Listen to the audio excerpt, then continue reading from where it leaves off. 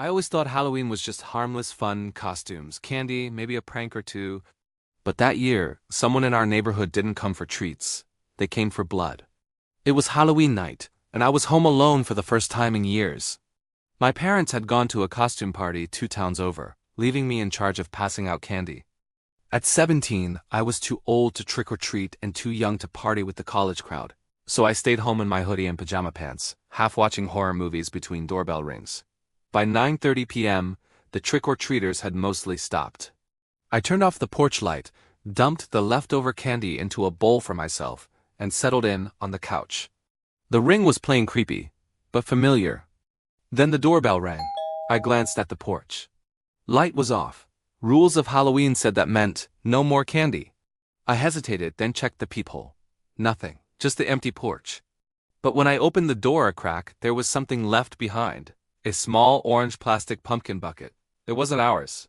Inside was one piece of candy wrapped in plain black paper with no branding. Weird. I brought it in, figuring some kid left it behind or was pulling a prank. That's when I noticed it, the back door. Wide open. I froze. We never used the back door. It had definitely been shut earlier. The cool air pouring in felt suddenly sinister. I slammed it shut and locked it, heart pounding. I checked every window, every room. Nothing looked disturbed. Nothing was missing. Trying to calm myself down, I returned to the living room, muting the TV. The house was quiet, too quiet. Then I heard it. Soft footsteps upstairs, distinct, slow. I stopped breathing. I live in a creaky old house, it makes noise. But this was different. Measured. Human. I stared up at the ceiling, not moving. The footsteps stopped. A second later, creak. One step down the stairs. Just one. Then nothing. I grabbed the fireplace poker and crept to the base of the stairs. "Hello?" I called out, voice barely steady. "If someone's up there, I'm calling the cops." Silence. Then, from upstairs, a door slammed shut. That was enough. I bolted outside barefoot and called 911 from the front lawn, phone shaking in my hand. The police arrived fast. 2 officers searched the house top to bottom. Nothing. No one. No signs of forced entry, but in my bedroom, they found something. Tucked under my pillow was a Polaroid photo. It was a picture of me taken through the downstairs window while I was on the couch earlier that night. I hadn't noticed anyone. I hadn't heard anyone. And the worst part? I was smiling in the photo. Like I was looking at someone I knew. I didn't sleep that night. I couldn't. My parents came home shaken by the report, but relieved I was okay. They thought someone was playing an elaborate Halloween prank. But it didn't stop there. The next morning, I went to take out the trash. Sitting neatly on the doorstep was the same pumpkin bucket, but now there were 2 pieces of candy inside, both wrapped in black paper. One of them had something inside, a tiny folded note. Scrawled in shaky red ink, "Miss me?" We brought everything to the police. They took the note, the candy, the photo. But there was no evidence, no fingerprints. No prints on the back door, not even on the photo. It was like a ghost had left them. Halloween came and went the next year without incident. But I didn't dress up. I didn't pass out candy. I didn't even turn on the lights. And yet, when I woke up the next morning, the same pumpkin bucket was sitting on the kitchen counter. I hadn't put it there. And my parents swore they hadn't touched it either.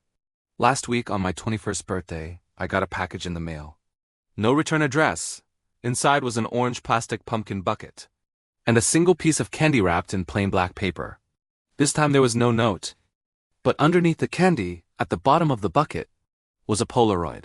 A new one. It was a picture of me, asleep, in bed. Taken from the foot of my mattress, and in the bottom right corner, scrawled in red ink, "See you this Halloween."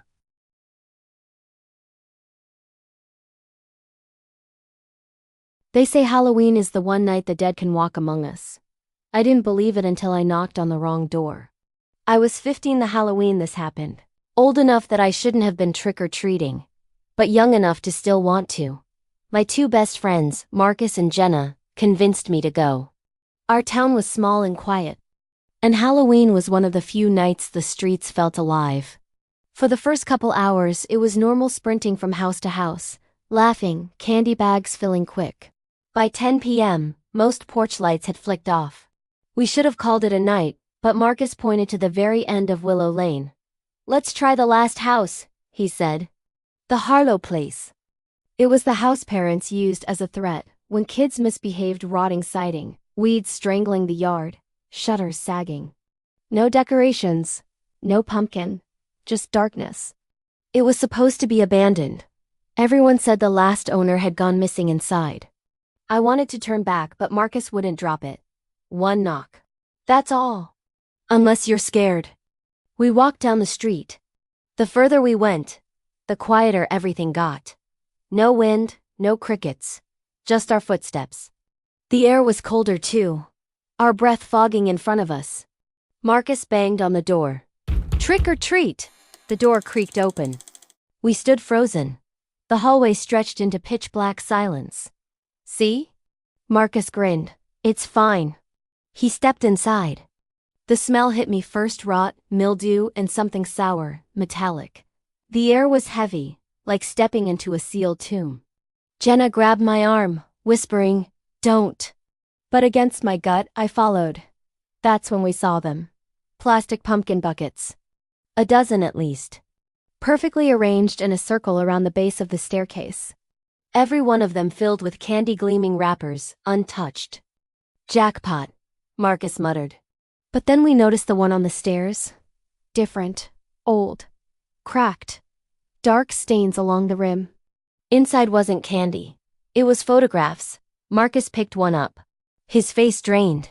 It was him. Standing on a porch with two kids. The photo was faded, yellowed with age, but there was no mistaking it. It was Marcus. Jenna's hand shook as she lifted another. It was me. Sitting at my desk at home. Same clothes I was wearing that night. My stomach dropped. Then we heard it. Step, step. Slow, dragging footsteps upstairs. We froze, listening. The sound drew closer, pacing the floorboards above us. Then creak. The first step down. Jenna screamed. We bolted. The floorboards groaned under our feet as we tore through the hallway. Just as we reached the door, something slammed it shut from the other side. The whole house shuddered. In the silence that followed, the footsteps grew faster, pounding down the stairs. We didn't think. We smashed through the side window, glass exploding as we stumbled into the weeds outside. My arm was bleeding, but I didn't care. We didn't stop running until we were halfway down the block. When we finally looked back, the house was dark again. Door shut, no sign of movement. We told everyone, our parents, even the cops. Nobody believed us. They said the house was boarded up, condemned, that we must have dared each other into breaking in. But 2 days later, Marcus didn't show up for school. His parents said he went to bed and was gone the next morning. No signs of a break-in, no noise in the night, just gone. On his desk, they found a plastic pumpkin bucket. Inside was a single photo. It showed Jenna and me, standing on the Harlow porch, bags in hand. That was 3 years ago. Jenna moved away. I don't blame her. But every Halloween since, no matter where I am, I find a pumpkin bucket outside my house. Sometimes it's on the porch. Once it was on my kitchen table. Always empty. Until this morning. Today when I opened it, there was a photo inside. It was me. Asleep in my bed. And in the corner, scrawled in faded ink, "See you tonight."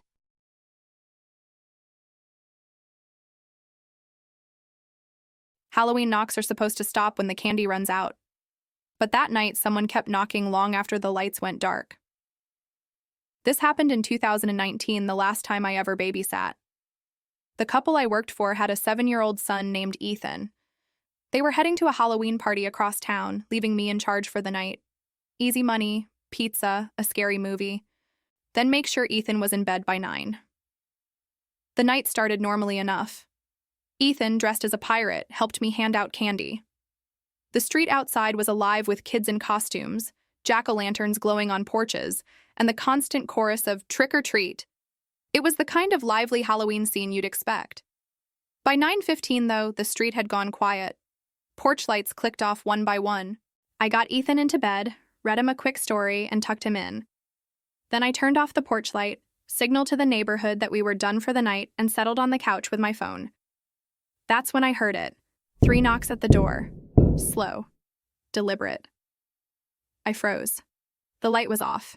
Everyone knew that meant no candy. I crept to the peephole. Someone was standing there. At first I thought it was a kid in a costume, but the figure was taller than me, too tall to be a child. They wore a scarecrow mask, burlap, crudely stitched, with empty black eyes and a jagged slit for a mouth. A flannel shirt, filthy overalls, and hands that hung limp at their sides. They weren't holding a bucket, no pillowcase, no candy bag, just standing there. I cracked the door just enough to say, "Sorry, we're out of candy." The scarecrow tilted its head, slowly, like a bird studying prey. It didn't speak. I shut the door fast and locked it. My stomach was tight, my heart racing. 5 minutes later, the knocking came again, louder, heavier. I forced myself to look again through the peephole. This time, the scarecrow mask was pressed almost against it, just black holes where eyes should be. I stumbled back, nearly dropping my phone. I texted Ethan IS parents. Some guy in a mask wanted to leave the porch. No reply. The house was silent now, too silent. I tried to watch TV to drown it out, but the tension in the air was unbearable. Then I heard it. Scrape. From the back door. I ran to the kitchen, flipping on the light.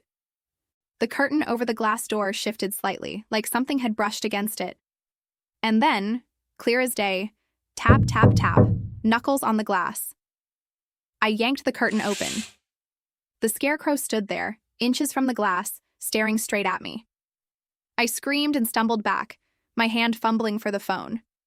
Before I could dial, Ethan's voice called faintly from upstairs.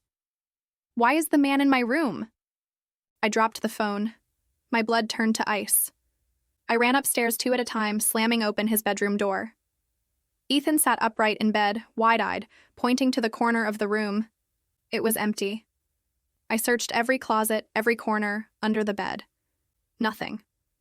I tried to calm him, tucking him back in, but my hands were shaking so badly I could barely pull up the blanket. Back downstairs, I locked every door, every window, double-checking them twice. I dragged a chair against the back door, shoved a dresser in front of the front door. My chest felt tight. That's when the noises started.